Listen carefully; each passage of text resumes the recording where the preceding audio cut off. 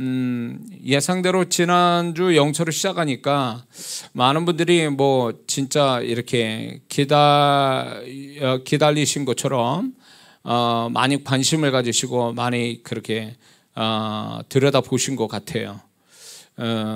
그거는 제가 볼 때 방언만큼 영서에도 굉장히 관심이 많고 또 영서를 지금 하고 있는 분들이 많기 때문에 이거에 대해서 표준화된 영적 표준화가 되어 있지 않은 상태에서 이제 잘 모르니까 답답해하신 분들이 이제 제가 이걸 이제 얘기한다니까 관심 가지고 들어온 분들이 참 많거든요. 그래서 절대 그분들이 실망하지 않을 겁니다. 제가 정리를 잘 해드릴 거고, 제가 이렇게 영서하는 거에 대해서 제가 이제 애초부터 제가 말씀드렸지만 조회수 올리려고 제가 그런 마음 가지고 한 적이 없어요. 유튜브는 절대로 그런 것이 아니고, 또 제가 말씀드리지만 유튜브를 통해서 수익을 보는 게 없습니다. 절대 처음부터. 근데 이제 그 유튜브가 제 유튜브로 보다가 광고가 중간에 나가는 것은 우리가 설정해 놓은 게 아니에요. 유튜브 거기에서 일방적으로 광고를 넣는 거거든요. 조회수가 구독자 수가 얼마가 되면 자기들 마음대로 광고를 넣더라고요. 그러니까 저희 교회에서 광고를 넣어서 수익을 갖는 게 절대 아니라는 걸 제가 말씀을 드립니다. 그리고 저는 지금까지 그 유튜브에 설교 올라가고 이 목요일마다 한 그 영성의 메시지는 이론이 없어요. 누구한테 배워서 제가 이론을 가지고 나도 안 되는 거를 편집해 가지고 얘기한 적이 없다는 얘기예요. 왜 그러냐면 저는 제가 경험이 되고 집회에서 검증이 되고 가르쳐서 검증이 된 얘기를 지금 하는 거기 때문에 이거는 틀림없단 말이죠. 제 개인적인 체험도 아니고 집회 현장에서 이거를 20년간 제가 활용을 했고, 그래서 맞다라는 증거들이 나오고, 그 다음에 이걸 또 많은 분들에게, 목회자와 성도분들에게 가르쳐서 또 실제로 그렇게 검증된 얘기들을 하는 거기 때문에 제가 자신 있게 얘기하는 거예요. 그래서 이 부분에 대해서 누구도 제가 이걸 가르치는 거에 대해서 영적인 어떤 방어부터 시작해서 이런 것들에 대해서 제가 누구를 상대해도 자신 있는 것은 이거는 제 것이거든요. 성령께서 가르쳐 주신 거를 제가 정리돼서 얘기하는 거기 때문에 이건 제 것이기 때문에 누구에게도 얘기할 수 있는 거죠. 그리고 여러분에게 제가 이걸 통해서 영적 유익을 경험한 사람으로서 이거를 나눠드려서 영적인 유익을 갖도록 하려고 제가 이걸 하는 거지 다른 목적은 없습니다. 이 목적 하나 가지고 여러분에게 하는 거기 때문에 그렇게 이해해 주셨으면 좋겠습니다. 아시겠죠? 영서는 복잡하고 어떻게 보면 신비한 은사가 아니에요. 사실은 방언만 하면 영서는 할 수 있는 거예요. 영서를 쓸 수 있는 겁니다. 근데 영서를 왜 우리가 알아야 되냐? 방언을 할 줄 아는 사람이 영서를 쓰면 영적 유익이 방언할 때보다 2배 이상의 유익이 있기 때문에 제가 그 유익을 경험한 사람으로서 이거는 분명히 이걸 알고 영서로 쓴다면 훨씬 더 축복이 된다는 걸 확신을 가지고 여러분에게 말씀드린 겁니다. 그래서 영서는 어떻게 보면 방언의 은사를 받는 사람이라면 영서는 쓰게 돼 있어요. 이거는 어떻게 보면 영서는 은사와 같은 거지 이게 꼭 은사를 따로 받는 것이 아니에요. 방언할 줄 알면 영서는 되게 돼 있어요. 원리를 몰라서 그런 거지 할 수 있다라는 거죠. 그래서 그래서 영서는 그냥 방언 받으면 하는데, 단 영서 해석은 방언 통역과 같아서 이거는 은사입니다. 이거 영서 해석은요. 영서 해석은 은사와 같은 거기 때문에 영서 해석은 은사를 받아야 되는 거예요. 그래서 제가 이거 끝날 쯤 될 때에 여러분에게 제가 영서 해석에 은사가 제게 있으니 여러분에게 또 성령께서 믿음 가지고 여러분 믿음으로 받고 제가 믿음으로 전달할 때 성령께서 용서 해석의 은사도 같이 주실 줄 믿습니다. 그리고 은사를 받았는지 안 받았는지를 실습하고 끝낼 겁니다. 실습을 어떻게 할 거냐? 이제 용서 해석의 은사를 여러분의 임파테이션 했다면 이제 참여한 분끼리 이렇게 한번 용서를 이제 방언하면서 용서를 쓴 다음에 서로 나누어서 해석해보는 시간도 가질 거예요. 그래서 그 용서 해석이 되는데 용서 해석을 정말 하나라도 맞추면 생판 모르는 사람이요. 생판 모르는 사람끼리야 이게 분명하니까 생판 모르는 분의 용서를 받아가지고 해석 하나만 되면 그 사람 용서의 해석이 된 거예요. 그래서 용서를 받아놓고 해석을 하려면 난감할 거예요. 이거 글씨도 아니고 뭣도 아니고 이런 거를 해석한다고요. 방언을 할 때 방언 통역이 무슨 이게 무슨 어떤 우리가 쓰는 언어 중에 하나가 아니잖아요. 그러나 영감 가지고 해석하는 거잖아요. 방언 통역이라는 게. 용서 해석도 마찬가지예요. 그거 용서 해석은 방언은 소리로 통역하는 게 방언 통역이고 용서는 글을 보며 이렇게 해석하는 게 용서 해석이거든요. 그래서 방언 통역과 용서 해석은 원리가 같다. 예, 굉장히 그래서 유익하다라는 것을 제가 말씀을 드립니다. 그래서 나중에 이제 이거를 임파테이션 받을 때 잘 듣다가 그날 참석 못하면 이제 2번 안 합니다. 그러니까 용서 해석은 반드시 임파테이션 받는 것이 좋겠다라고 말씀을 드립니다. 그리고 이제 제가 이제 지난 시간에도 얘기했지만 용서에 대해서는 많이 모르는 분들이 태반이고 아는데 잘 알지 못하는 분이 있고 아는데 부정적으로 잘못 알고 있는 사람도 있어요. 이런 분들을 위해서 제가 이렇게 잘못 알고 있는 것에 대해서 오해하고 있는 것을 풀어주기 위해서 제가 지난 시간에 얘기를 했습니다. 그래서 제발이지 이것은 하나님으로부터 이장하 목사가 만들어낸 은사가 아니란 말이에요. 이거는. 그리고 지금 갑작스럽게 생긴 은사가 아니고 이거는 오래전부터 오래전부터 이게 서로 이렇게 자기도 모르게 용서로 쓰는 사람이 오래전부터 있어 왔고 한국만 아니라 외국에도 그렇게 많은 사람들이 용서를 썼다라는 거예요. 제 아내 박 목사도 처녀 때 몇십 년 전 얘기죠. 그때 방언받고 용서를 모르게 왜 쓴지도 모르고 썼다는 건 제 아내가 얘기를 하거든요. 그러니까 이 용서는 오래됐어요. 이 용서가 이렇게 나타나기를 믿는 자한테 기도 많이 하고 방언 많이 하는 사람한테 아주 자연스럽게 나타나는 건 오래전 얘기예요. 그러니까 갑작스럽게 생긴 게 아니라는 거죠. 근데 다만 몰랐을 뿐이에요. 그리고 이 용서가 어떤 원리로 돌아가는지를 얘기한 사람이 없었고 이게 방언보다 더 쉬게 하니까 이거를 분명히 알지 못하니까 지금까지 그냥 모르는 것처럼 이렇게 왔는데 저는 이것을 제가 20년간 이 용서를 알고 있는 상태에서 이 유익을 제가 갖고 이제 성령께서 이게 어떻게 돌아가는지를 깨닫는 마음을 주셨기 때문에 이걸 함께 나누어서 이제 이 용서가 활성화돼 가지고 많은 분들이 방언하는 분들이 용서와 함께해서 더 축복된 어떤 영적인 사람, 영적인 유익이 풍성했으면 좋겠다라는 마음으로 가르치고 있는 겁니다.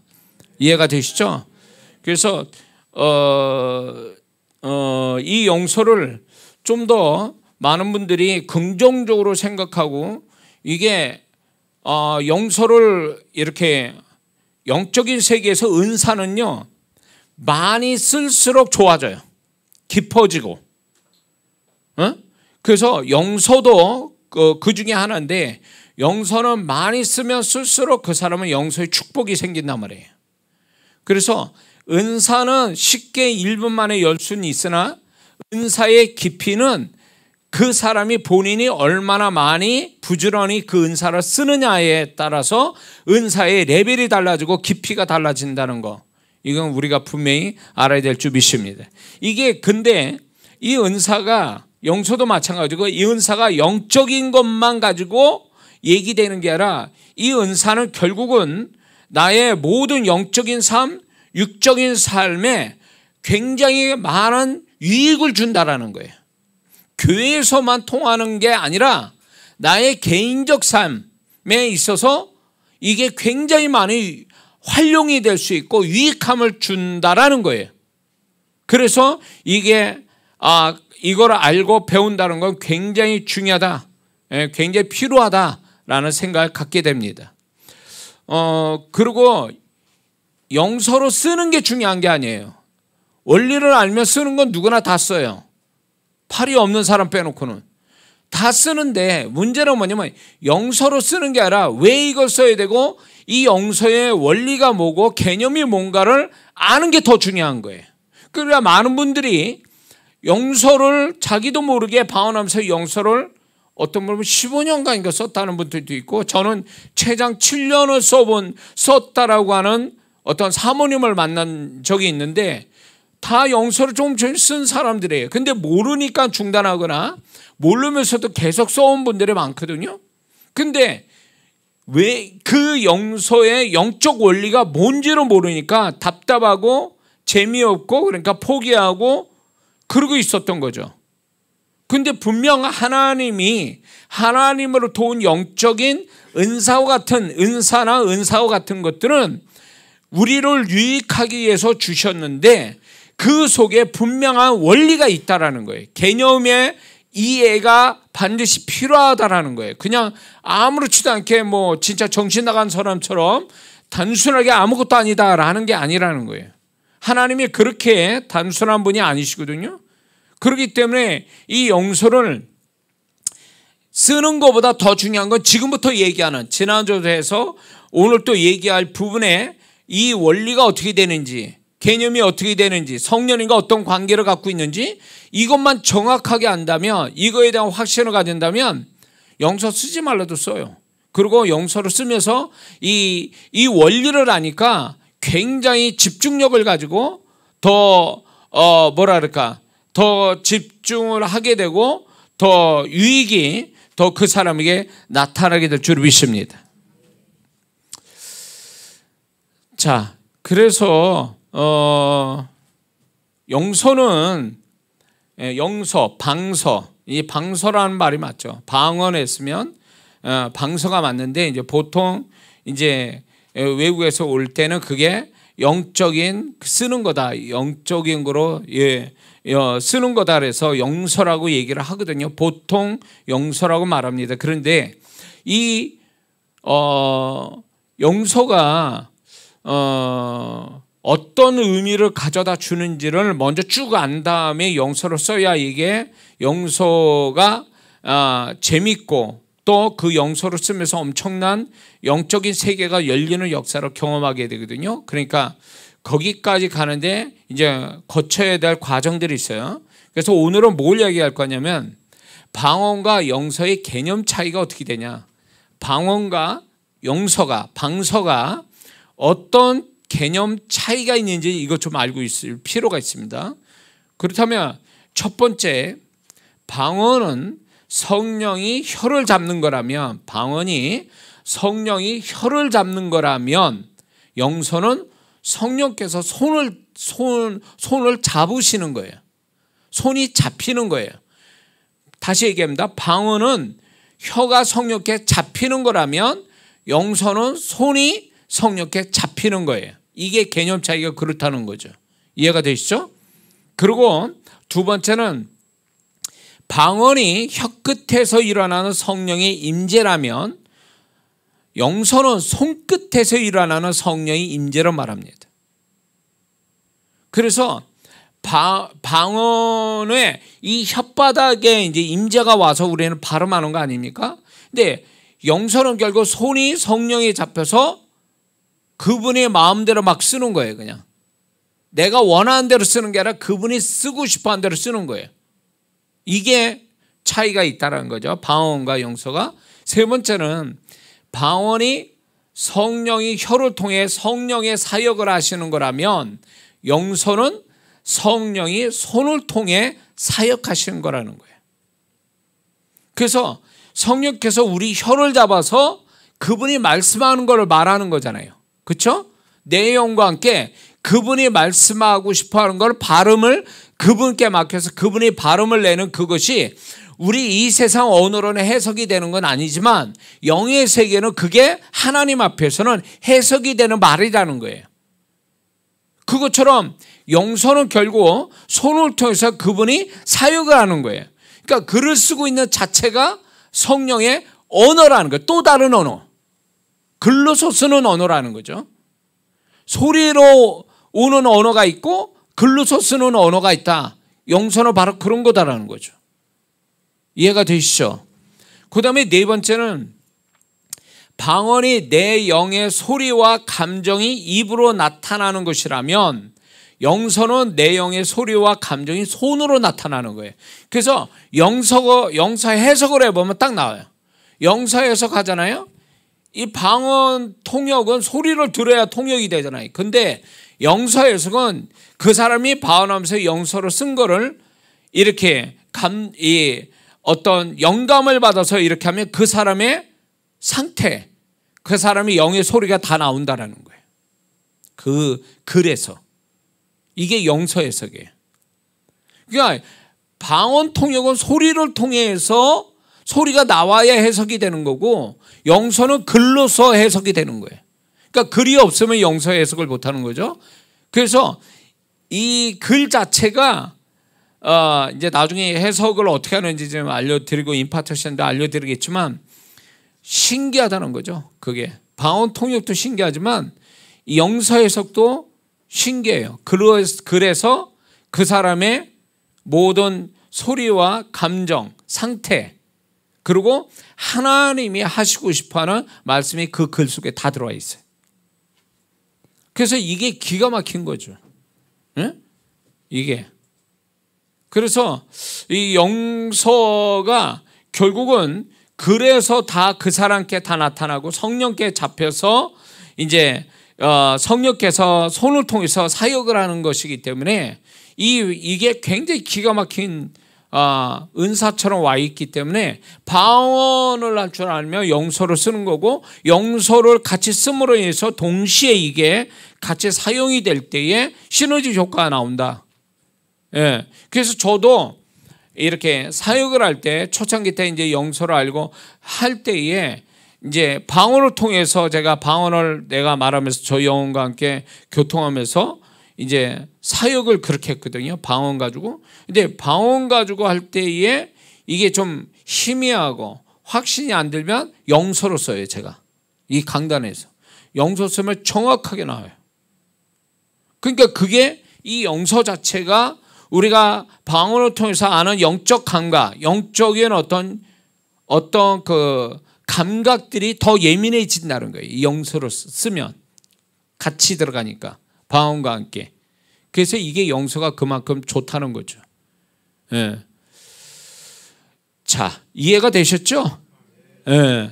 이거에 대해서 여러분들이 굉장히 긍정적인 마음을 계속 갖게 된다면 영서를 쓰는데 이게 도움이 돼요.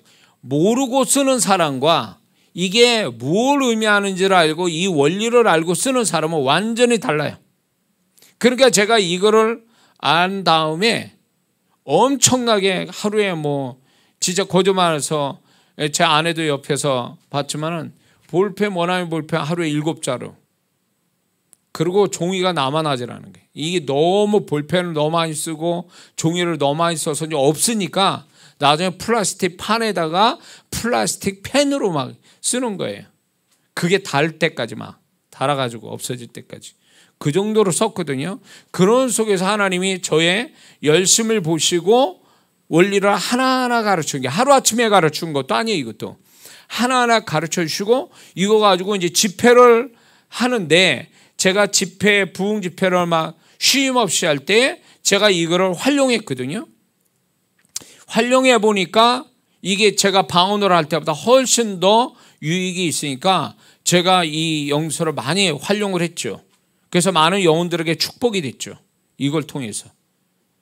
그래서 지금부터 얘기하는 제가 이 영서에 대한 거는 성령께서 깨닫게 하신 걸 정리돼서 그 유익함과 모든 거를 제가 경험된 걸 정리돼서 얘기하는 것이지, 누구한테 배워서 이 영서를 얘기한 사람도 제가 보니까 없어요. 제가 알기로는 뭐 두 사역자인가 뭐 그렇게, 근데 모르겠어요. 그분들이 어떻게 하는지는 모르겠지만 없어요. 이거를 자세히 모른단 말이에요, 이거를. 근데 저는 20년간 제가 경험했고 사역에서 가르쳤고 이렇게 해서 나온 것들이니까 여러분들이 믿으셔도 돼요. 이거는 아시겠죠? 자, 그 다음에 그러면 이제 영서와 성령과의 관계를 좀 얘기를 할 필요가 있습니다. 모든 은사는 성령님과 관계가 돼 있는 거죠. 그렇기 때문에 성령님과의 관계가 영서에서는 어떤 관계를 갖고 있느냐, 원리가 어떻게 돌아가냐라고 할 때, 성령님은 내 영에서만, 내 영이 구원받았잖아요. 그래서 성령님은 내 영과 함께 충만하게 내 영과 함께 계시잖아요. 근데 성령님은 내 영에서만 내 영을 붙들고 계시는 것으로 만족하는 게 아니라, 성령님은 결국 내 혼과 생각, 감정이라는 내 혼과 내 육체, 다시 말해서 내 몸을 온전히 사로잡기를 원하신다는 거예요. 그래서 영, 혼, 몸, 이거를 완전히 사로잡아서 그분의 통제, 그분의 이끌림, 그분의 원하는 대로 할 수 있는 우리 존재가 되기를 바라시는 게 성령님이세요. 믿습니까? 근데 우리는 지금 어떤 상태냐? 영은 구원받았잖아요. 영은 내 영, 성령과 함께 구원받아서 내 영에 함께 계시잖아요. 그런데 내 혼, 다시 말해서 내 생각과 감정은 성령께 잡혔습니까? 내 몸이 성령께 잡혀서 움직이냐고. 안 그렇거든요. 응? 안 그러니까 성령님의 소원은 뭐냐? 나를 온통 모든 걸 다 잡아서 그분이 붙잡힌 바 되어 살아가는 것을 그분이 바라시고, 그래야 우리는 성령의 능력이 흘러나오고 예수 그리스도의 생애를 살 수 있고, 그 다음에 그리스도의 어떤 그분의 능력 속에서 그분이 이끄시는 대로 하나님의 계획대로 살아갈 수가 있거든요. 그렇잖아요. 근데 우리는 영만 구원받아서 성령이 내 영만 있지, 혼은, 몸은 지 멋대로 놀고 있잖아요. 성령의 뜻대로 성령이 이끌림 받지 않고 살고 있잖아요. 그래서 내 혼과 내 몸을, 내 육을 성령이 사로잡기를 원하시는 소원을 갖고 우리에게 역사한단 말이에요. 그런데 그렇게 역사하기 위해서 그분은 내 혼을 잡기 전에 내 몸을 잡는 것부터 성령님이 시작하신다라는 거예요. 내 생각과 감정을 잡으시기 전에 내 몸을 사로잡기를 원하세요. 여기서 거슬러서 혼을 사로잡기를 원하시는데, 이거를 이해되기 위해서 여러분의 말씀을, 오순절날 사도행전 2장에 그들이 기도를 했더니 성령께서 나타나서 바람같이 급하고 강한 바람이 그들에게 임하여 그들이 어떻게 됐습니까? 성령 충만에 방언을 말하기 시작했다 그러대. 방언, 혓바닥이 잡혔잖아요. 혼을 잡기 전에 혀를 잡았잖아요. 성령께서 혀를 잡았는데, 혀를 잡히니까 어떻게 됐습니까? 그 전만 해도 예수님이 안 계시니까 두려움에 있었잖아요. 나가면 나사렛 예수 믿는 자를 이단으로 취급해서 사회적으로, 종교적으로 쫓겨나고 죽을지도 모르는 상황에서 그들은 어떻게 보면 불안과 두려움 속에 기도했잖아요. 마가의 다락방에서 기도를 했는데, 성령의 불을 받고 나서 불을 받았는 증거가 이제 혓바닥에서 나잖아요. 방언을 했잖아요. 근데 이 방언이 얼마나 강렬했으면 이 방언을 하는 이 혓바닥이 잡히니까 이 혀가 잡힌 게 그들의 생각과 감정을 잡아가지고 바깥에 튀어나갔잖아요. 목숨을 걸고 나갔잖아요. 나가서 저 베드로가 외치고 그들은 전도하게 됐잖아요. 완전히 이건 제정신이 아니잖아요. 성령에 잡힌 바 됐는데 성령을 어디부터 잡았냐면 혓바닥부터 잡았다는 거예요. 혓바닥만 잡혀도 사람이 달라졌다는 거죠. 그들이 혀가 잡히니까 그들의 혼, 생각과 감정이 잡혀버렸잖아요. 이게 굉장히 중요한 원리가 돼요. 혀만 잡아도 사람이 달라졌다는 거예요. 120명 성도들이. 그런데 여기서 우리가 알 수 있는 게 만약에 혀만 잡혀도 오순절날 그 사람들은 완전히 달라진 예수의 미친 자가 됐다면 하나가 더 몸에 잡히는데 손이 잡혔다 이거예요. 성령께 손이 잡혔다. 혀만 잡히는 게 아니라 손도 잡혔다라고 할 때 두 가지가 같이 잡혔다면 더 강력한 두 배의 성령에 잡힌 바 되는 게 아니냐 그 얘기예요. 원리적으로 볼 때. 그렇죠? 그러니까 우리는 방언을 이렇게 왜 우리는 그러면 오순절날 그 120명 성도같이 성령에 잡혀서 미친 예수의 미친 자 되어 담대히 살아가지 못하는가 할 때에 혀가 성령이 말하고 싶은 대로 말하고 그것이 얼마나 길게 강도 있게 말하는가에 따라서 우리 혼이 달라지는데 우리는 거기까지 도달하지 않으니까 방언을 많이 하고도 사람이 안 달라진 이유가 여기 있단 말이에요. 분명히 사도행전 2장에서는 분명히 성령의 불을 받아 방언을 말하면 그 다음에 사람이 어떻게 된다는 걸 보여줬는데 이게 샘플이잖아요. 하나의 모델이라고요.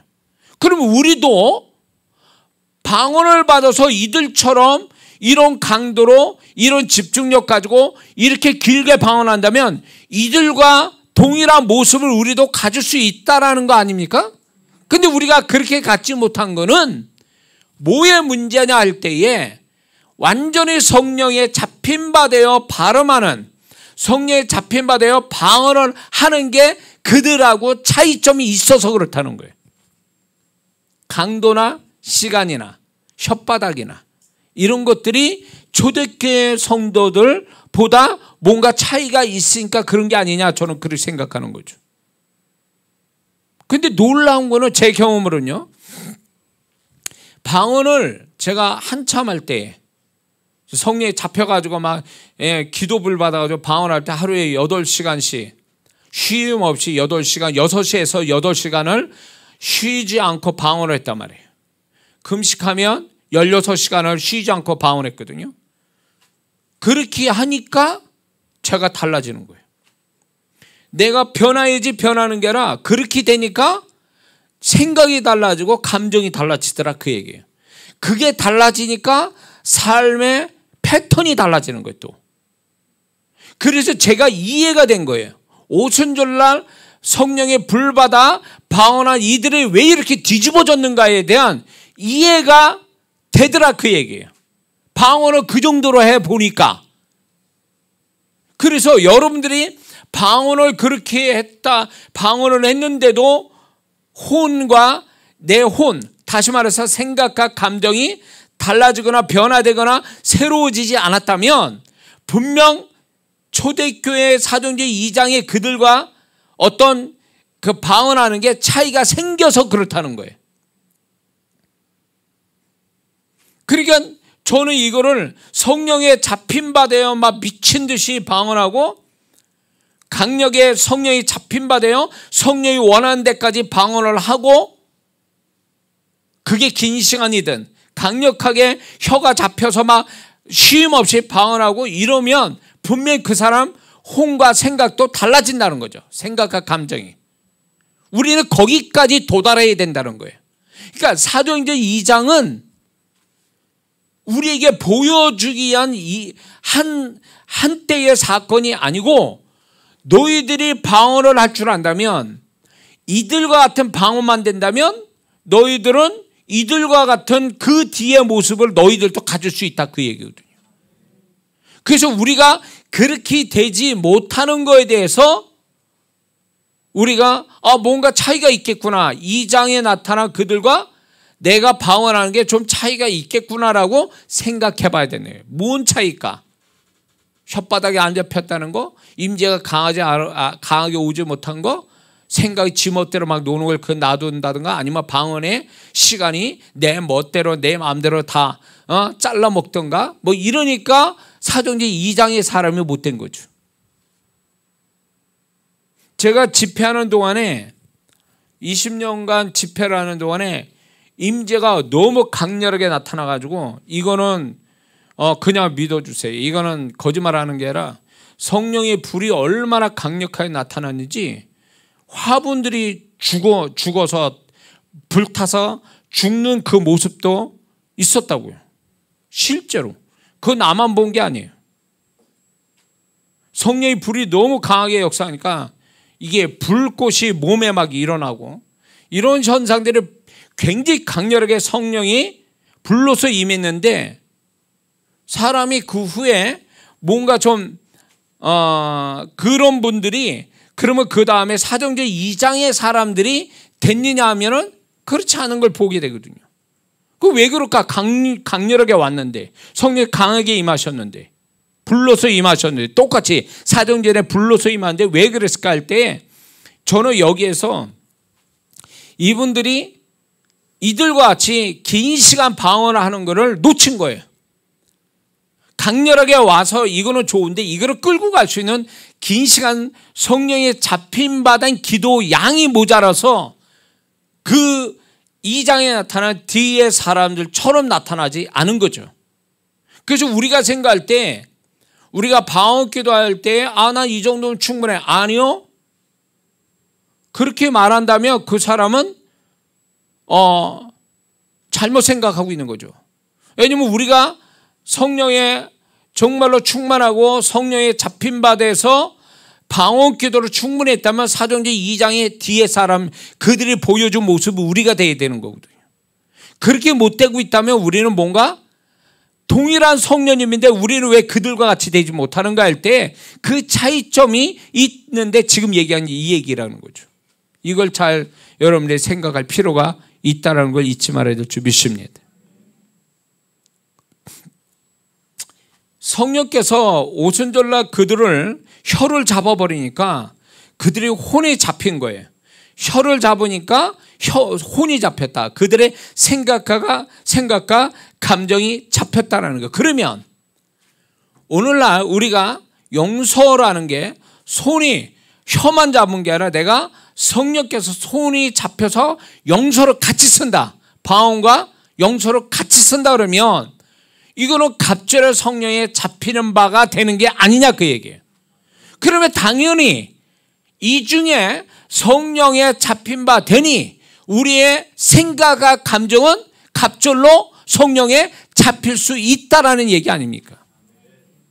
그래서 용서가 중요한 게 바로 그거예요. 그거라고. 그래서 용서를 같이 쓰는 게 좋다라는 거죠. 그런데 여기서 이제 근데 여기서 이제 제가 하나 또 짚고 넘어가야 될 게, 왜 가끔 가다 보면 성령께서 혀를 잡아서 성령이 발음하고 싶어하는 거를 발음하도록 놔둬야 되는데, 어떤 사람은 자기가 발음하고 싶은 대로 발음을 해요. 이건 방언이 아니에요. 방언의 형태를 떴지만 성경적인 방언은 아니에요. 왜? 성경적인 방언은 성령이 말하고 싶은 걸 말하게 해야 되는 거예요. 나는 혀만 빌려드리고. 근데 가끔 하다 보면 자기가 발음하고 싶은 대로 발음하는 사람이 있어요. 그러면 그런 사람은 결국 성령이 방언, 혓바닥을 잡아서 임재로 더 강하게 오고, 이 강한 임재가 내 혼과 생각을 사로잡아서 하나님의 뜻대로 하는 생각, 하나님 뜻대로 감정, 그걸로 통해서 하나님 뜻대로 행동하게 만드는, 이게 이게 순차적으로 이루어져야 되는데 혓바닥에서부터 안 잡히니까 혼이 안 잡히고 혼이 안 잡히니까 삶의 행위가 안 잡히는 거죠. 그러니까 방언을 질 잘하는 게 뭐냐? 중국식 방언, 프랑스 방언 이런 형태의 언어, 이 땅의 언어 형태로 방언하는 게 잘하는 게 아니에요. 제일 잘하는 건 성령이 발음하고 싶은 대로 놔두는 게 방언 질 잘하는 거예요. 응? 근데 그래서 마음에 상처가 있거나 눌림이 있거나 귀신 역사하거나 내면에 이런 사람이 있으면 방언을 성령께 잡힌 바 되어 성령께서 발음하도록 놔둬버리면 그 시간 어느 시점만 지나면 그 혼이 새로워지는 걸 경험하게 돼요. 그러니까 성령은 우리에게 방언을 혓바닥을 빌려들어서 발음하게 하는 것이 혀만의 사건이 아니라 이 혀를 통해서 우리의 우리의 생각과 감정을 정화시키고 새롭게 하고 더 나은 생각과 감정을 갖도록 만들어주시는 게 방언이라는 거예요. 방언을 했는데도 내 혼이 변화가 없고 상처받은 그대로 있고 뭔가 지저분하고 눌림바가 됐다면 문제는 뭐냐면 두 가지 중에 하나예요. 하나는 이 사람이 성령께서 발음하는 대로 놔두지 않아서, 두 번째 성령께서 원하는 분량의 방언을 하지 않아서 그런 거예요. 처음 얘기, 성령의 혓바닥을 이렇게 내어들여서 그분이 발음한 대로 놔뒀으면 두 번째가 중요한 게 뭐냐면 그분이 원하는 분량까지 방언을 해야 된다는 거예요. 근데 혀는 성령께 맡겼는데 성령이 원하시는 분량의 방언 시간을 안 갖고 중간에 뚝 잘라 먹으니까 이게 하다 말으니까 혼이 성령에 의해서 방언하는 가운데 혼과 나의 혼을 고쳐주는데 스톱이 된 거예요. 소위 말해서 공장에서 물건 나오는데 중간에 전기가 나와서 물건이 만들다가 마른 이런 상태가 되어버리는 거예요. 그러면 그 물건이 정상 제품으로 팔리겠습니까? 그건 고물이에요. 그렇게 되면. 그러니까 우리가 그 성령님이 원하는 분량까지 방언하는 것을 아주 중요시하게 돼. 이 두 가지를 안 지켜서 방언에도 소용이 없다는 얘기가 나오는 거예요. 뭔 말인지 이해가 되시죠? 네. 자, 그래서 혓바닥만 성령께 맡겨드려도 이 정도인데 손이 성령의 혓바닥만큼 손이 성령께 잡혀서 이게 성령이 잡혀서 글을 쓰게 된다면 이게 이중에 잡히는 거기 때문에 훨씬 더 빠른 속도로 내 혼과 내 혼이 성령에 잡힌 바 되어 새로워진다는 거예요. 성령에 잡힌 바 된다는 게 결국 그분이 원하는 대로 내가 변화된다는 얘기거든요. 그게 소위 말해서. 그래서 방언을 통해서 소위 말해서 이제 그 간증들이 저 외국에 쓴 책에서도 자주 등장하는데 방언을 많이 해서 중독에서 벗어났다 이런 분들의 간증이 있어요.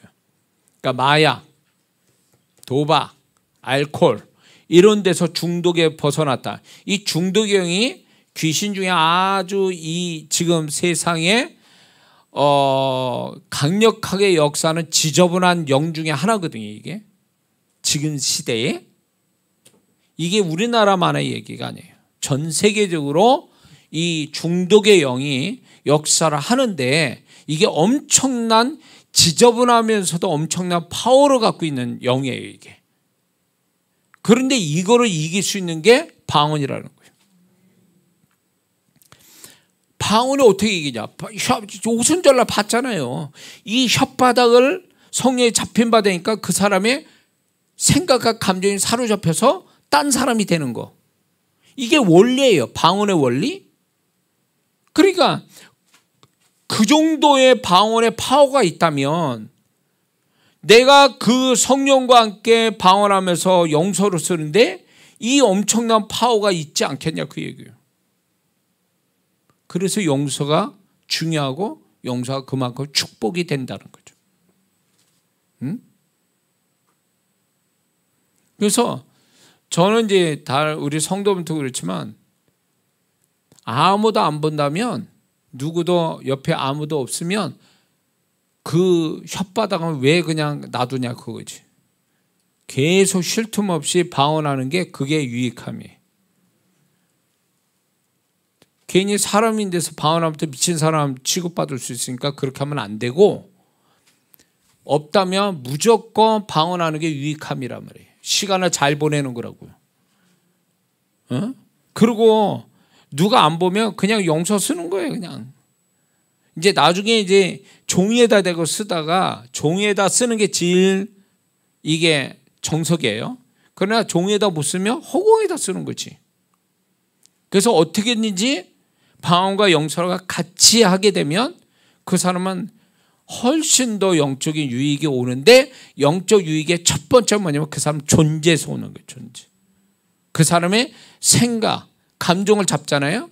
그러면 그 사람의 생각과 감정을 잡을 정도면 그 영은 더 잡히게 되는 거죠. 그러면 이 사람이 뭐가 되냐? 영의 사람이 되는 거예요. 그러면 이 사람은 어떤 현상이 오냐?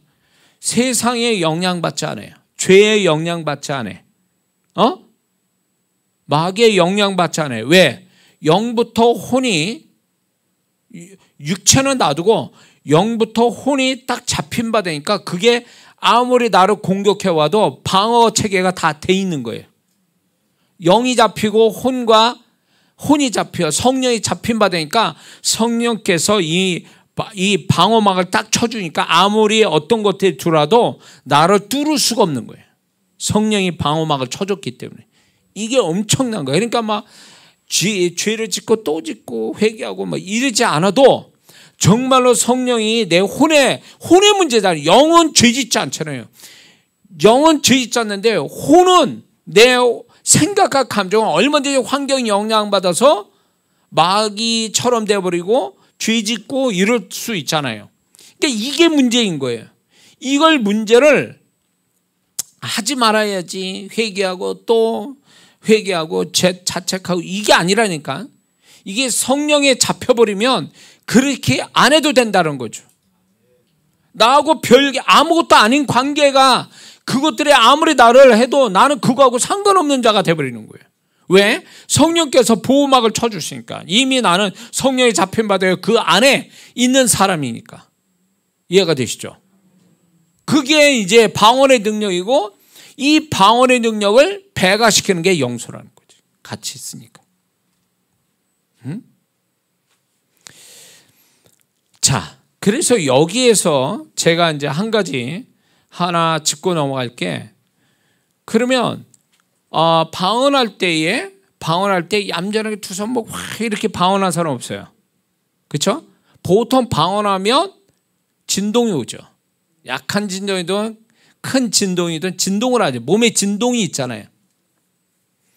그래서 방언할 때는 되도록이면 편안한 자세에서 성령이 나를 진동하게끔 놔두는 게 방언을 잘하는 거거든요.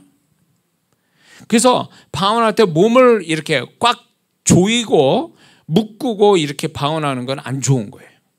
왜냐하면 이 진동 자체도 있죠. 이 진동 자체도 사실 나를 도와주는 역할을 하는 거거든요. 성령이 진동케 하시는 것도, 내 몸을 진동케 하시는 것도 결국은 내가 방언을 깊이 들어가고 성령에 잡히고 임재가 더 오게 위한 하나의 성령의 또 하나의 나에게 사역해 주시는 거거든요.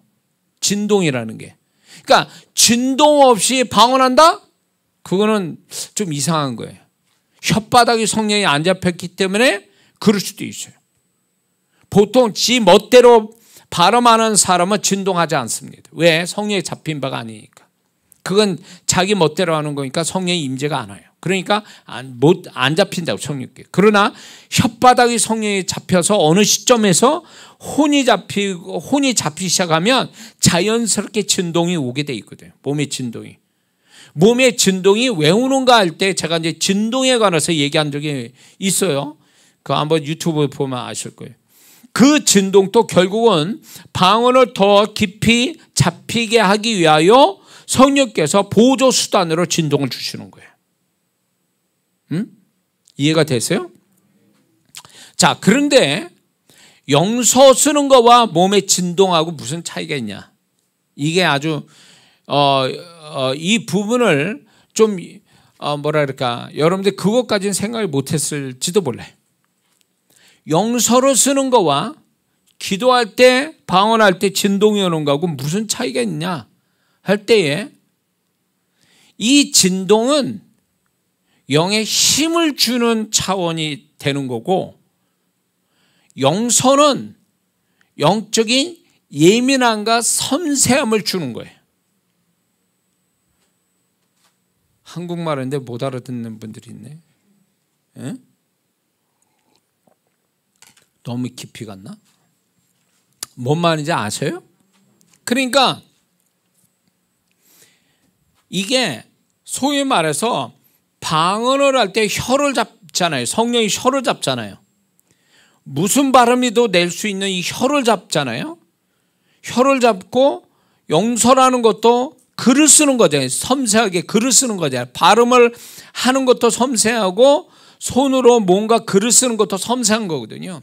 이 섬세함, 이 뭔가 이렇게 섬세한 이 자체가 영적으로 어떤 세밀함을 주는 역할을 해주는 거예요.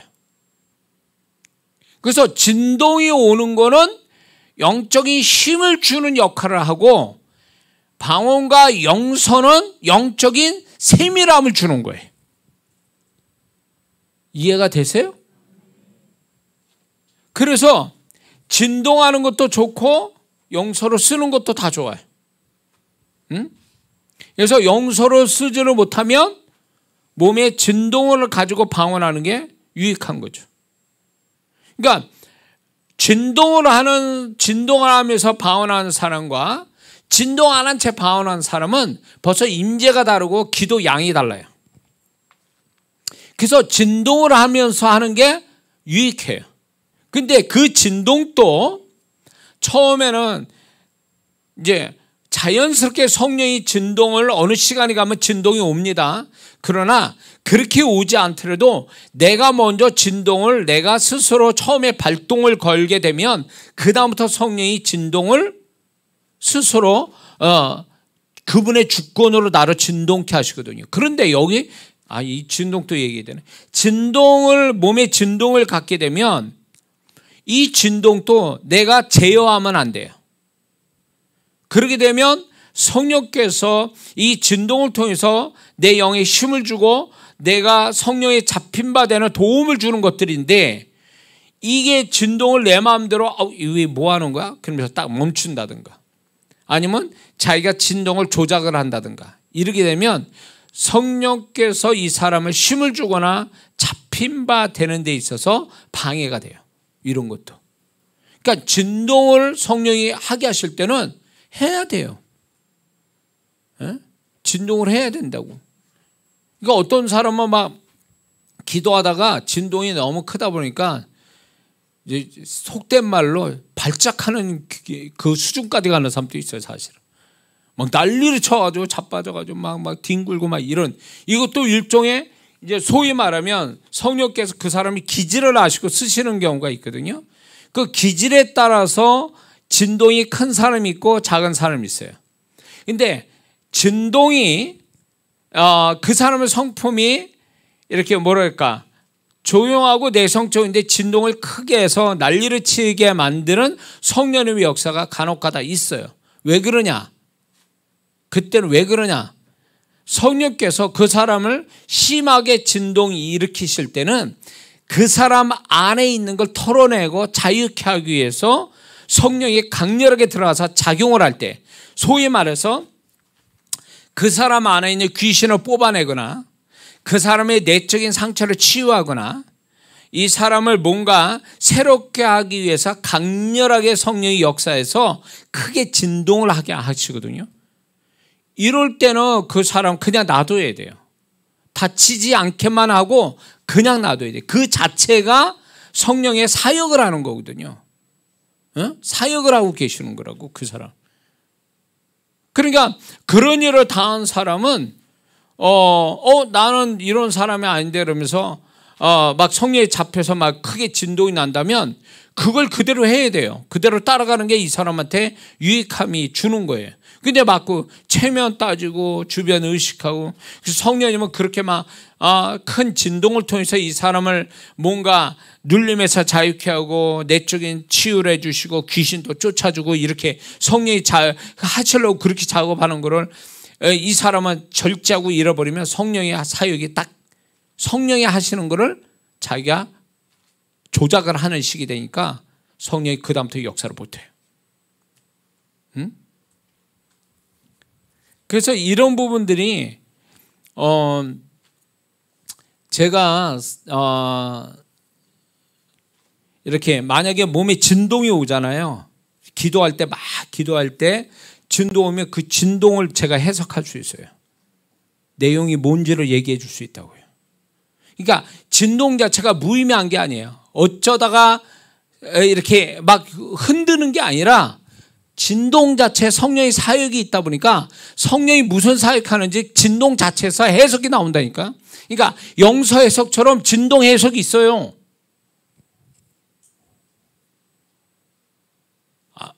믿어지십니까? 이 표정들이 왜 그러는 거야 도대체. 처음 듣는 얘기라 그런가? 시범을 보여야 되나? 제가? 그래야 믿어지겠어요? 이건 제가 한두 번 해본 사역이 아니기 때문에, 그러니까 모르는 성도 있으면 기도하다가 있다가 막 하면 제가 해석을 좀 할까요? 그러면? 그러니까 진동 자체가 무의미한 게 아니에요. 그냥 어쩌다가 발작하는 게 아니라 그 성령께서 방언하는데 진동이 오면 그 진동 자체가 그 사람한테 어떤 사역을 지금 하고 계시는 거고, 궁극적으로 그 사람의 영에 힘을 주는 거예요. 성령이 힘있게 그를 사로잡아서 뭔가 작업을 하고 계시는 거예요. 이 세 가지 경우가 아니면 이 사람에게 뭔가 강렬하게 힘을 줘서 뭔가 아주 강하게 뭔가를 하게끔 만들어 주려고 그렇게 하시는 경우가 있거든요. 그러니까 그런 진동을 거부하면 안 돼요. 저도 막 이제 집회 나가기 전에 2003년 이전에 제가 얌전하게 기도했던 사람인데 막 성령에 잡혀가지고 막 교회에서 혼자 있었으니까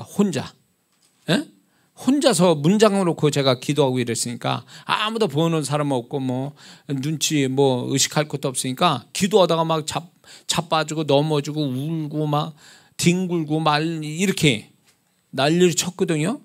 근데 그게 왜 그런지 모르겠어요. 나는 그냥 아무도 안 보니까 난 자유롭게 하고 싶은 대로 다 한다라고 했는데, 그게 뭐 내적 치유도 되고 죽기도 되고, 그 나중에 알게 된 거예요. 그게. 그래서 나로부터의 내가 나답게 되어지는 어떤 과정 속에 이게 있었거든요. 성령님 사역이. 방언과 함께 이 진동에 이런 어떤 축복이 있었단 말이에요. 그래서 나중에 여러분들이 한번 그 경험해보면 좋겠어요. 그래서 이 진동과 영서의 차이를 분명히 말씀드렸죠. 이거를 분명히 알고 진동도 절제하면 안 되고, 이제 영서로 쓰면 쓸수록 뭐하냐, 이게 영적으로 세밀함을 주고 성령이 잡힌 바 되게 하고 여러 가지 유익이 있으니까 여러분들이 영서와 방언은 같은 원리로 움직인다.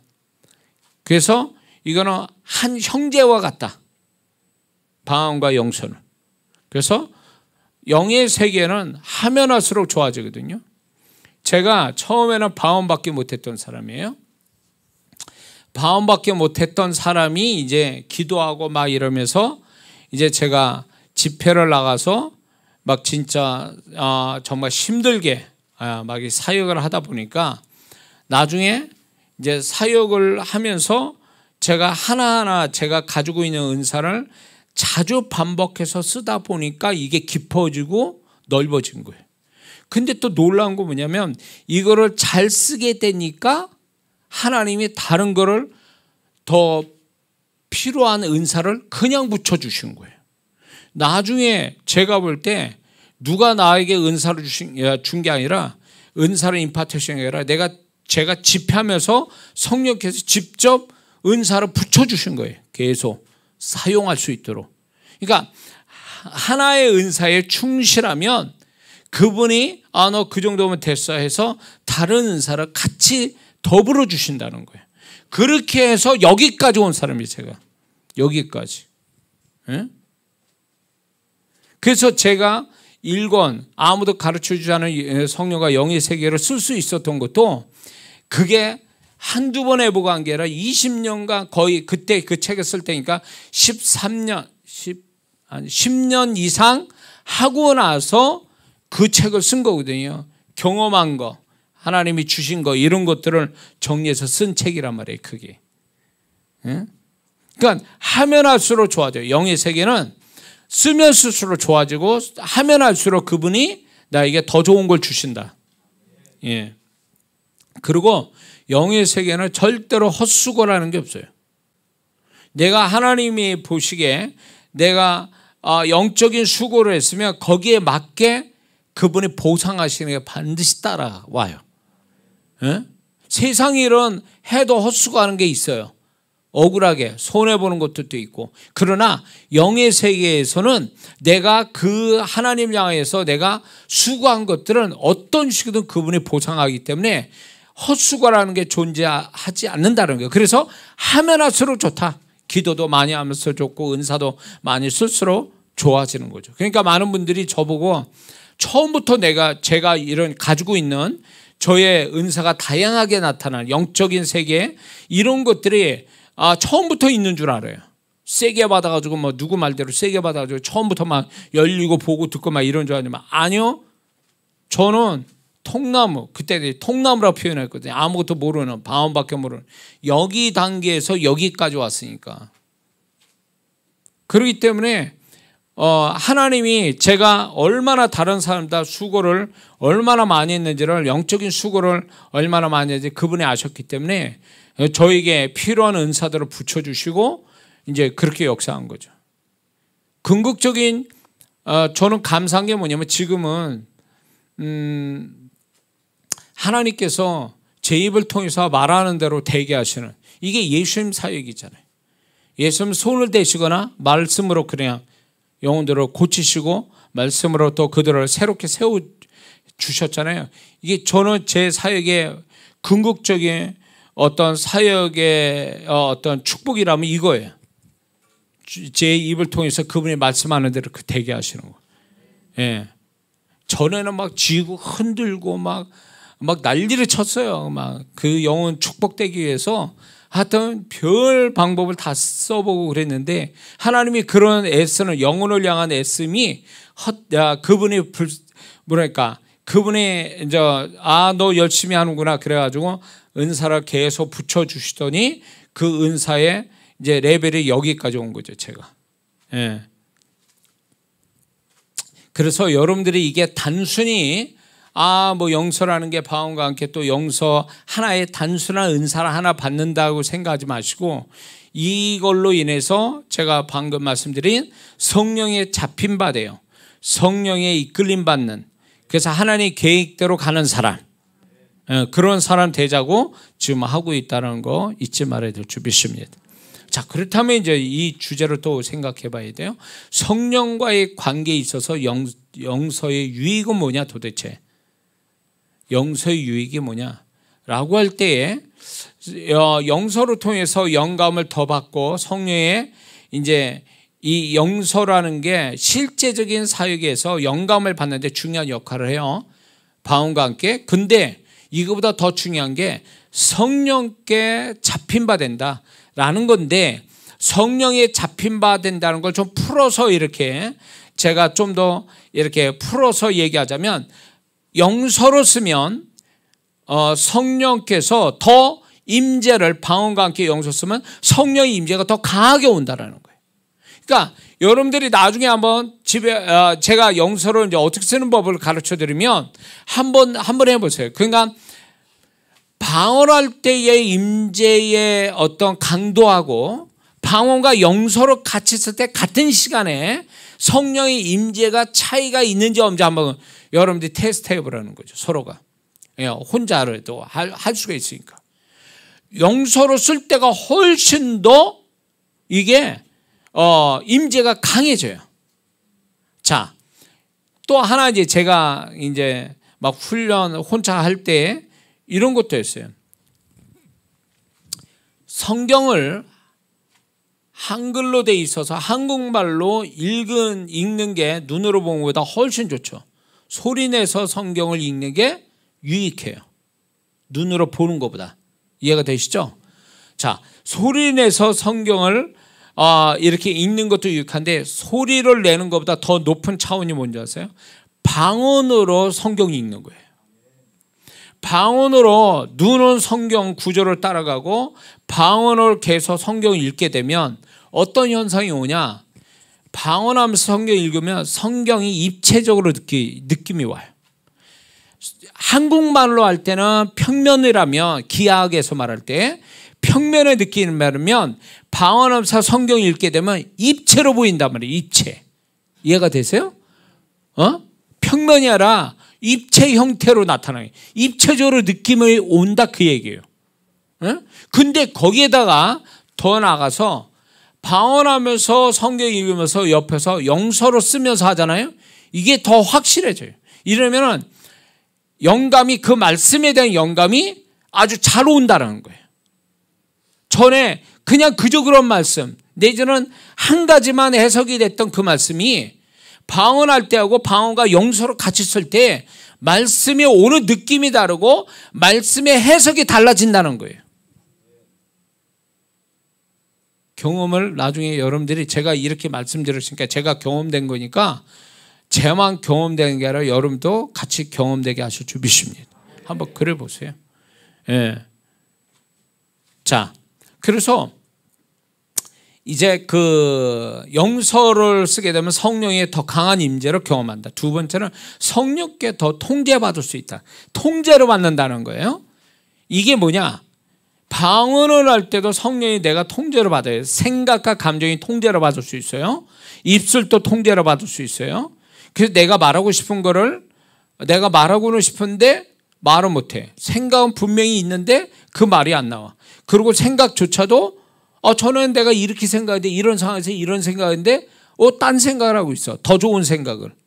감정도 전에는 막 이러면 그 감정이 막 이렇게 나와야 되는데 방언기도 하고 영서 쓰면 그게 통제가 되는 거예요. 화날 때 화가 안 나. 나는 전에 같으면 이걸 이렇게 생각해야 되는데 저렇게 생각해. 내가 분명 전에 같으면 이런 말을 해야 되는데 그런 말이 안 나와. 다른 말이 또 나오고. 이게 뭐냐? 성령의 통제를 받았다 그 얘기예요. 그러니까 자기가 놀라는 거야. 나는 전에 같으면 난 이런 사람이 아닌데 내가 이런 생각, 이런 감정, 이런 말을 이렇게 해야 당연한 내 모습인데 나는 그거 아니라 다른 모습으로 나오는 거예요. 더 긍정적이고 더 나은 모습으로 나타날 때 그게 방언과 영서의 축복이라는 거예요. 그게 소위 말해서 성령에 잡혔다 그 얘기예요.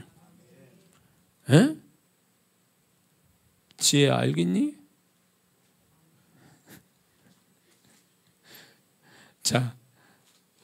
자 그리고 이게 이제 또 뭐가 있냐면 아주 이건 중요한 거예요.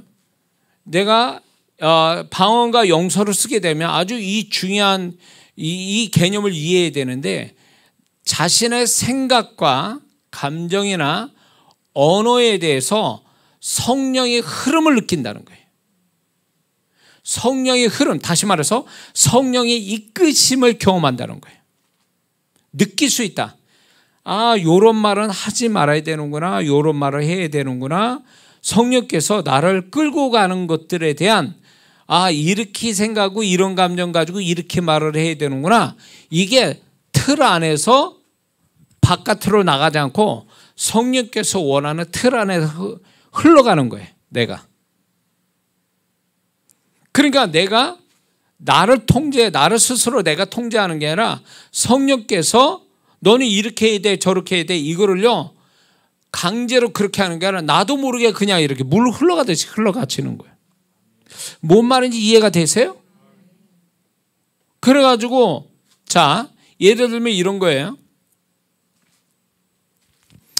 제가 여러분에게 이제 메시지 전할 때 저는 반 정도가 성령이 말하게 하심, 소위 말해서 성령께서 말하고 싶어 하는 거를 말씀을 하신다면, 여러분들 올 때 내가 원고 보고 다 얘기하는 줄 알지만 원고가 없는 내용이 반이에요. 제가 메시지가. 그러면 원고도 없는 얘기를 만약에 한 시간 반 할 때 한 45분간을 성령이 말하고 싶어 한 걸 내가 말하는데 알고 말하냐? 아니요. 절대 그렇지도 않아요. 그러니까 이렇게 말을 하는데 그 다음 말이 무슨 말 나올지 나도 몰라요. 그러나 그분은 계속 뭔가를 말하도록 이어가도록 나를 이끌고 있어요. 생각을, 감정을, 입술을. 이게 흐름이에요. 흐름. 끊어지지 않는 채 뭔가 그분이 원하는 데까지 계속 나도 모르게 흘러가는 거예요. 생각이나 감정이나 언어 자체가. 자, 이게 사역자분들한테 제가 정말 가르쳐 주고 싶은 게 성령이 말하게 하시면 사도행전 2장한테 이게 성령께서 제게 엄청나게 이거를 원리로 가르쳐 주는데 그게 1권의 뒷부분에 있는데 안타까운 게 뭐냐, 이거를 이해를 못해요. 많은 분들이 이거를 내가 표현을 못한 건지 이런 걸 경험해 보지 않아서 이 말을 이해 못하는 건지 이해를 못해. 근데 이게 실제로 저는 그거를 쓰고 있거든요. 성령이 말하게 하심. 이게 성령에 잡히면 그분의 생각, 그분의 감정, 그분의 입술이 돼서 나도 모르는 말을 계속해요. 그런데 내가 미친 사람처럼 말하는 게 아니잖아요. 지금 이게 성령께서 그 다음 말을 이어가서 내가 물을 흘러가듯이 그분이 말하고 싶은 걸 그냥 말하시는 거예요. 지금 이런 것들이 소위 말해서 제가 이제 이거를 어떻게 발견했냐면 방언과 영서로 쓰는 데서 내가 말하고 싶은 걸 말하지 않고 엉뚱한 얘기를 자꾸 하고 있는 거예요. 근데 그 다음 말이 이어져서 계속 말해서 어떤 때는 2시간을 얘기하고 있어. 설교는 하나도 못하고 본문의 내용과 원고에 있는 걸 하나도 못하고 그것만 얘기하는데 거기에 뒤집어지는 거지. 사람들이 막 찔림받고 회개하고 치유받고 귀신 나가고. 이게 뭐예요? 그 시간에 성령이 나하고 맞닥뜨린 그 영혼에 대한 상태를 아시는 그분이 내가 성령에 잡혀버리니까 내가 알고 말하는 게 아니라 그분이 잡아서 나의 생각과 감정과 입술을 잡아서 말을 하게 하시는 거예요. 2시간 동안. 그래서 어느 순간인가 2시간이든 1시간이든 다 말하면 그 다음 말이 딱 떠오르지 않고 성령께서 내 안에 동시에 끝났다 이렇게 말씀하시거든요. 그러면 끝이에요. 더 이상 진행이 안 돼요. 그게 이제 소위 말해서 성령에 잡혀서 말하고 행동하는 이것들이 너무 자연스럽게 나도 놀랄 정도로 자연스럽게 흘러가는 것이 결국은 그게 뭐냐면 방언과 영서의 능력이라는 거죠. 잡혔으니까. 응?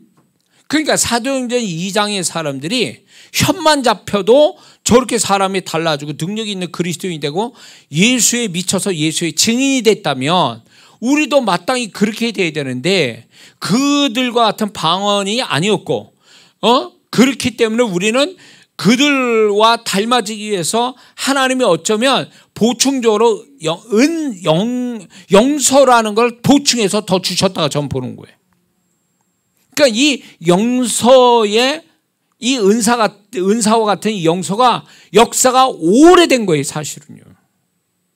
이걸 누가 드러내서 얘기하거나 가르친 적이 없으니까, 표준화된 적이 없으니까 이게 오래된 시간 동안 물어물어 이 소수의 사람에서 내려오다가 이제 저 같은 사람이 이제 드디어 얘기하는 거죠. 예? 근데 이 영서가 엄청나게 큰 축복을 가져다 주는 거니까 이게. 그러니까 방언과 영서가 그 축복의 확실한 거, 존재에 대한 축복을 더 확실하게 준다는 거예요. 그 사람의 혼과 그 사람의 어떤 몸을 사로잡아서 성령의 이끌림 받는 삶, 그래서 그 안에 있는 예수 그리스도가 드러나게 하는데 이것만큼 확실한 게 없다라는 거예요.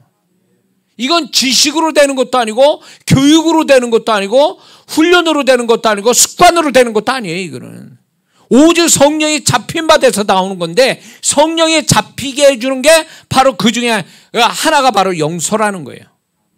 예언 가지고 잡힙니까? 무슨 영분별 가지고 잡히냐? 안 그래요. 오직 자, 사도행전 2장이 왜 그 많은 은사 중에 방언이 어딨냔 말이에요. 왜 혓바닥을 잡았겠느냐는 거예요. 이 혓바닥을 잡아서 그 혼을 잡고, 그 혼을 잡음으로 인해서 그 사도행전 120명 성도들이 뒤집어진 사람 된 거거든요. 그러니까 확실한 존재를 바꾸는 데는 혓바닥이 중요하고 그 혼을 잡는 게 중요한데, 방언과 더불어 용서가 그 역할을 해준다, 그 얘기예요. 이해가 되시죠? 그러니까 어떤 사람은 뭣도 모르면서, 모르면 가만히 있어야 되는데 아는 척 하느냐고 하나 이렇게 쥐짓고 있는 거예요. 쓸데없이 막 그냥 별것도 아니에요. 방언을 못한 사람은 방언 가지고 뭐라잖아요. 방언을 할 줄도 모르는 게 꼭 방언을 얘기하고 있어. 그리고 뭐 방언이 뭐 어쩌고 저쩌고 얘기. 방언하는 사람은 그 얘기 안 하거든요. 근데 꼭 방언을 할 줄 모르는 사람은 방언을 무시하고, 그게 하나님을 모독하고 정말 그게 성령 회방죄가 되는 거잖아요. 모독하는 거잖아요. 그러니까 모르면 가만히 있어야 돼. 하나님으로부터 왔냐? 제가 그랬죠. 이게 하나님으로부터 어디서 왔느냐? 그 다음에 열매가 뭐냐? 이 두 가지로 판단한다고 그랬죠. 하나님으로부터 온 게 분명하면 하나님은 우리에게 축복되게 유익되게 주셨으니 우리는 무조건 감사함으로 받아서 쓰면 되는 거예요. 그게 하나님 앞에 순종하는 거고 하나님의 영광 돌리는 거예요. 그런데 우리는 자꾸 이런 게 있죠. 나하고 다르면 틀리다고 얘기하잖아요. 다른 걸 왜 자꾸 틀리다고 얘기하냐고. 다른 건 다른 거지. 다른 거를 인정해 줘야 되는 거 아니에요. 자기가 모르면 아는 사람을 인정해 줘야 되는 거잖아요.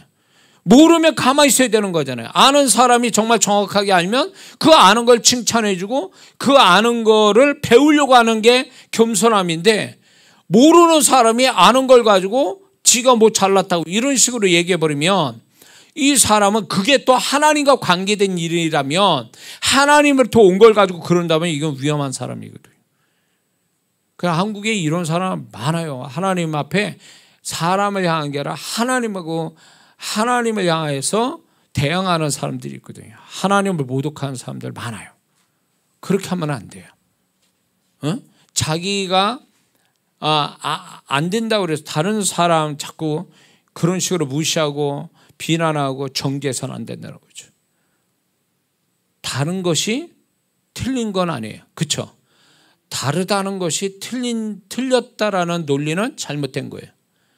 다름을 인정해주고 그 다름이 정말로 올바른 속의 다름, 올바름 속의 다름은 서로가 인정해주는 겸손함이 있어야 되는 거죠. 사과도 다 똑같은 사과가 아니잖아요. 배라고 그래서 똑같은 배가 아니잖아요. 다 틀리잖아요. 맛도 틀리고 모양도 다르잖아요. 그렇다면 그거를 다름을 인정하고 그거에 대해서 존중해 줄 수 있는 그런 마음이 필요한데, 우리는 그것을 다름을 자꾸 틀렸다고 해서 내 기준에 맞추라고 그래가지고 자꾸 정죄하고 비난한다면 하나님이 기뻐하지 않죠. 그건 하나님과 관련된 거니까. 그 사람은 하나님을 향해서 하는 거지 사람을 향해서 하는 게 아니기 때문에 함부로 말해서는 안 된다. 그래서 성령에 잡힌 용서와 함께 방언과 용서라면 성령의 흐름을 느낀다. 아, 이렇게 가야 되는구나. 생각이 이렇게 감정을 가져야 되는구나. 이런 말을 해야 되는 거야. 이게 자연스럽게 알아진다는 거예요. 그래서 그렇게 한다는 거지. 이것만큼 좋은 게 어디 있어요. 그러니까 은사를 쓰는 분들이 알아야 될 게 뭐냐면, 은사의 축복, 가장 1번 축복은 뭔지 아세요? 은사는 그 개인의 덕을 세운다고 했거든요. 결국 그 사람의 존재값을 높이기 위해서 은사를 주신 거지, 누군가를 축복해 주기 위해서 은사 쓰는 건 두 번째 문제예요. 그런데 많은 분들이 사역자, 특히 사역자분들이 은사는 받았는데 이 사람은 성질이 개떡 같아.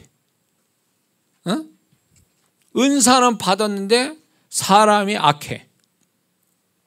이런 사람이 있어요. 이런 사람은 하나님께서 성령님을 통해서 은사를 주신 목적을 모르는 사람이에요.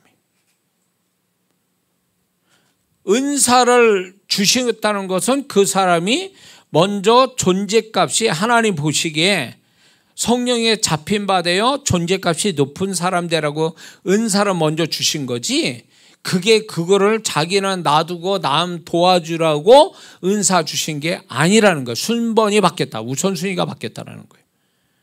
응? 그래서 은사 받은 분들이 은사 능력 나타나가지고 자랑하는데 인격은 안 됐어. 생활은 엉망진창이야. 이게 무슨 은사자예요? 그런 사람 가지 마세요. 좋은 얘기 못해요, 그 사람은요. 응?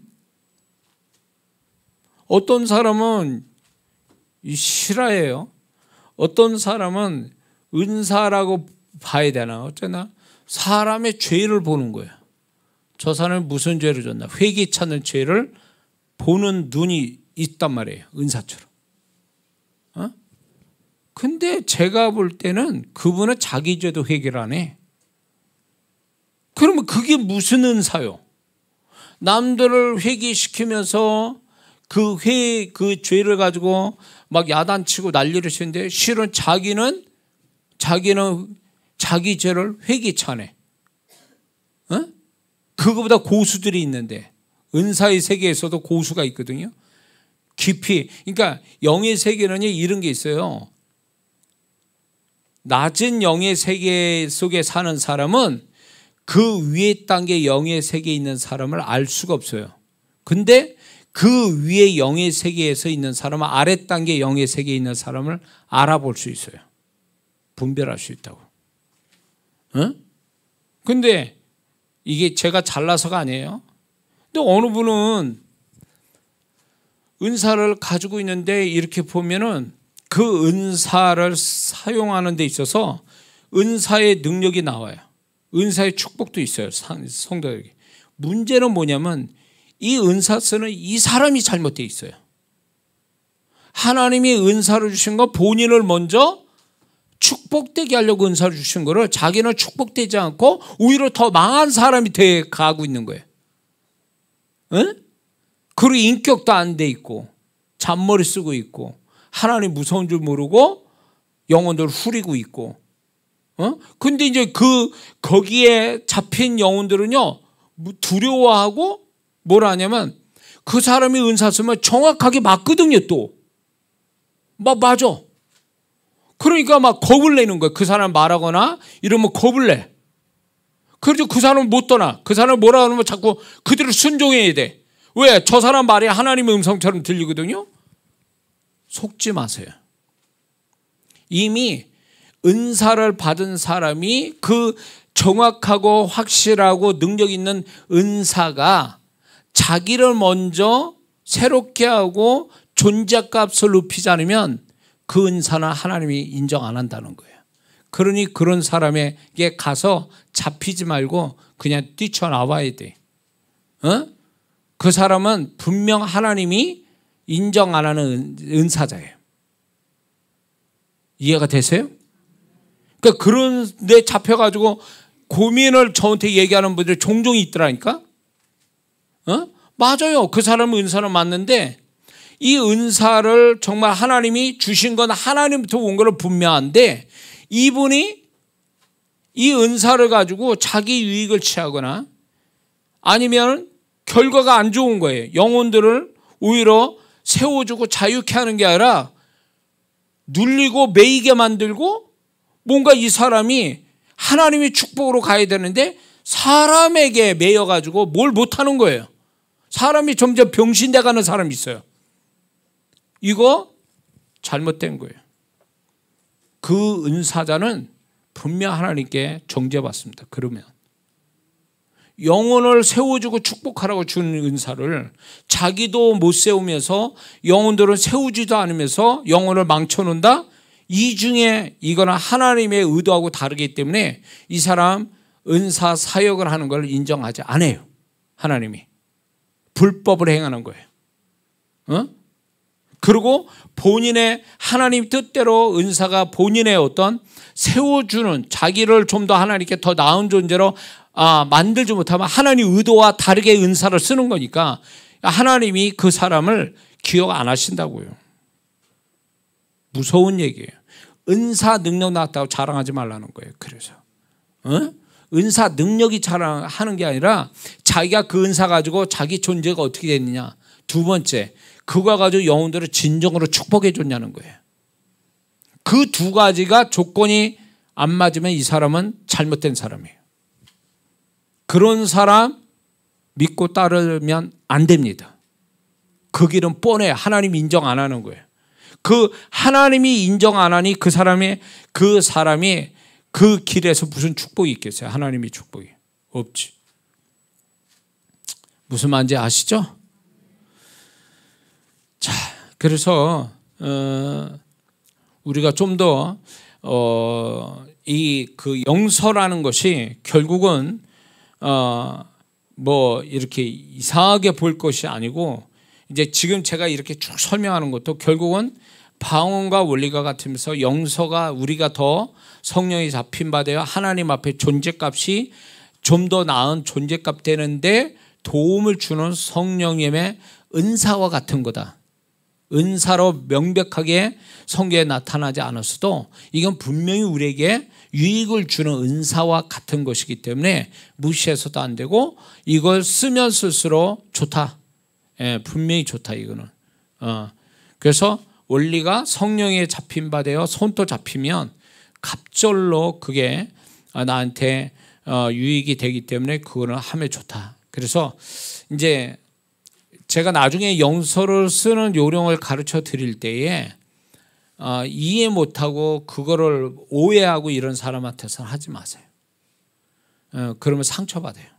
그러니까 그런 사람은 모르니까 그렇게 막 함부로 말하니까 그 사람을 이해시키지 할 필요도 없어요. 그러니까 그런 사람을 아예 상대하지 말고 정말 이 부분에 대해서 좀 더 긍정적인 사람과 함께 나눠서 영적인 유익을 함께 나누면 좋겠다는 생각이 듭니다.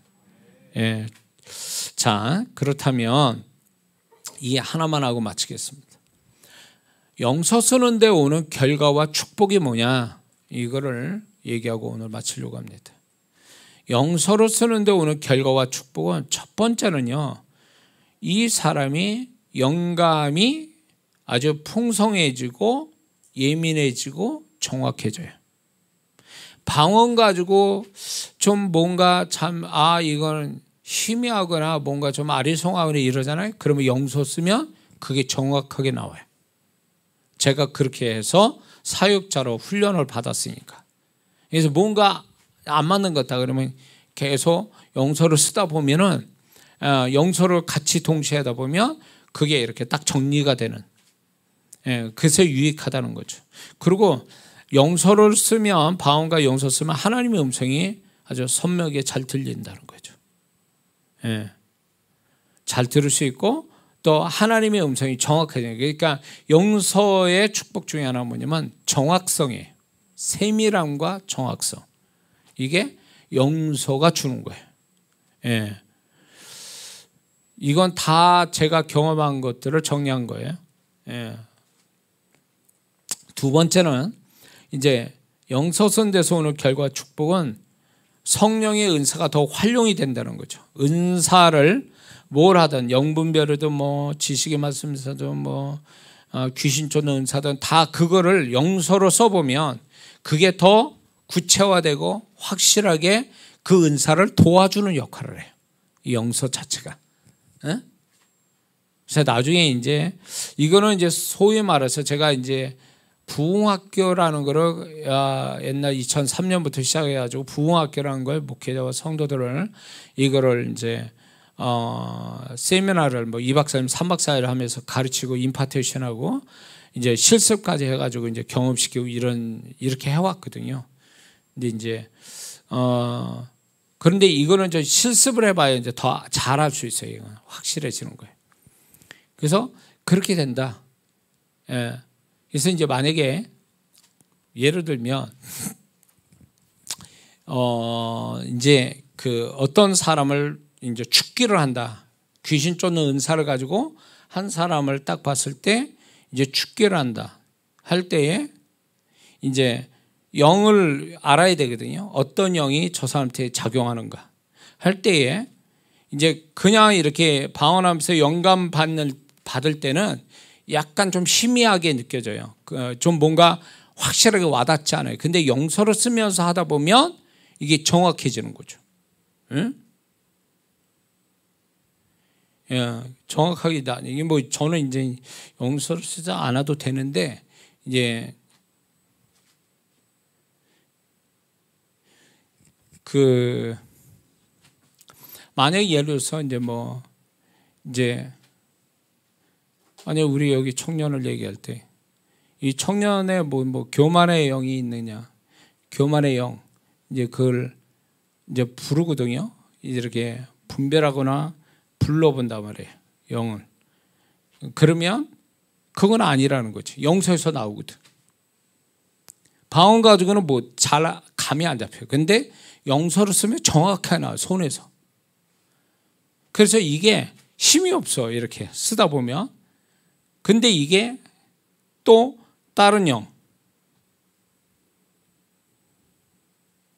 다른 영을 딱 불러대면 다른 영이 이게 있으면 이게 힘이 엄청 들어간다거든.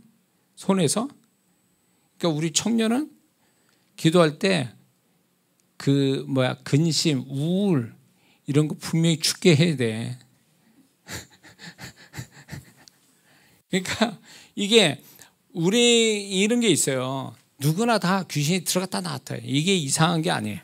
우리는 연약하기 때문에 내가 들어왔지 나간지 알 수도 없게 있어요. 근데 중요한 거는 오랫동안 내 안에서 상주하는 게 문제인 거예요. 이것들이. 이런 것들은 뽑아내야 되거든. 이런 것들이 들어오지 못하게. 그래서 이런 것들을 뽑아내야 되는데 이제 얘네들은 이제 죽기에 대해서 얘기한 것 같은데 전에 이게 얘네들은 이름을 다 가지고 있어요. 이름에 맞는 사역들이 있거든요. 걔들도. 근데 그 이름을 알면 거의 이제 나갈 준비하고 있는 애들이에요. 이름을 아는 게 제일 중요해요. 그러니까 지금 이제 이렇게 이제 이름을 불러 제키면 이제 영으로 불러 제키면 얘네들이 실제로 있으며 있다고 그래요. 예수의 이름으로 이름 부르면 얘네들이 예수님의 이름 앞에서는 숨길 수가 없어. 자백할 수밖에 없어요. 그 자백하고 그리고 이제 만약에 그 영이 아니다. 아니면 대답이 없지만 있다라면 이게 나오거든요. 있다라고 딱 그러면 영서서 보면 여기서 벌써 이 손에서 성령께서 손에서 감지하게 하셔요. 감지. 이게 손이 중요한 역할을 손이 눈과 같은 역할을 하는 거예요. 이게 영서를 많이 쓰면 나중에 이제 말씀드리겠지만 영서를 많이 쓰면 손이 굉장히 예민해져요. 영적으로. 그래서 이 손이 눈과 같은 역할을 해요. 그래서 영서를 쓰는 손이 아주 중요하죠. 무슨 이해가 되시죠? 그리고 영서를 쓰게 되면 방언할 때보다도 훨씬 더 폭넓은 영의 세계를 경험하게 돼요. 자기가 생각지 못했던 영의 세계를 영서를 통해서 경험하게 돼요. 그래서 저도 처음에 이게 이제 집회 나가서 사역을 하는데 다양한 성도들을 만나게 되니까 이 성도들을 상대해서 이 영혼들을 고쳐주고 세워주고 축복해야 되니까 이제 성령께 부탁을 하거든요. 방언하면서. 근데 이제 성령님이 이제 가르쳐 주시지만 이걸 더 명확하게 하고 더 내가 알지 못하는 영의 세를 아는데 영서로 써보면 그게 딱 나와요. 그러면 훨씬 더 영서 쓰는 가운데서 더 확장이 이렇게 더 몰랐던 걸 알게 되는 경우가 허다하게 많아요. 예. 그런 게 있다라는 거죠. 그리고 이제 영서 쓰는 결과 축복에 아까 얘기한 지금 방금 얘기한 손에 관련된 사역에 영적인 도움을 줍니다. 소위 말해서 영서를 쓰는 손 가지고 죽게 하거나 치유하는 하면 훨씬 더 영서를 안 쓴 사람보다 훨씬 더 유익함이 있어요. 예. 그래서 제가 왼손잡이거든요. 이게 왼손으로 사역할 때 있고 오른손으로 사역할 때가 있어요. 근데 왼손 사역하는 게 훨씬 더 예민해요. 이게. 예. 그래서 영서를 왼손으로 쓰니까 저는 왼손잡이라. 그래서 이 손에 영서를 많이 쓰면 손의 감각이 영적으로 예민해진다. 그래서 이게 손에 유익함이 있다. 그 얘기죠. 그리고 이제 영서를 쓰는 그 결과의 축복은 뭐냐면 대상자가 없어도 사역이 가능하다는 거죠. 이제 어떻게 하냐면 이제 누구 이름을 위에다 쓰고 그 사람을 생각하며 방언하면서 쓰면 그 사람께 나와요. 그러니까 대상자가 없어도 사역이 가능하다는 거죠.